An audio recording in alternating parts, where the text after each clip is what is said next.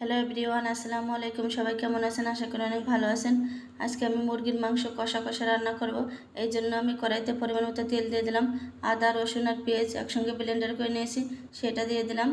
এখন আমি গুঁড়া মশলাগুলো দিয়ে দিলাম। লং, দারচিনি, এলাচ দিলাম, তেজপাতা দিলাম।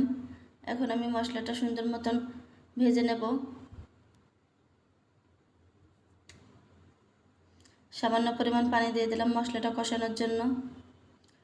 মশলাটা কষানো হয়ে গেছে। এখন আমি মুরগির মাংস আর 2টা আলু একসঙ্গে দিয়ে দিলাম, সুন্দর মতন কষিয়ে নেব।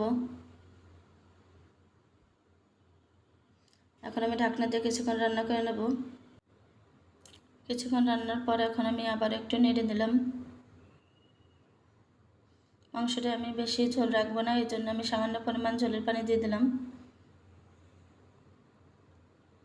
এখন আমি ঢাকনা দিয়ে কিছুক্ষণ রান্না করে নেব। এখন আমি ঢাকনা খুলে আবারও একটু নেড়ে দিলাম। এখন আমি জিরা, গরম মশলা গুঁড়ো দিয়ে দিলাম, দিয়ে আবারও একটু নেড়ে দিলাম।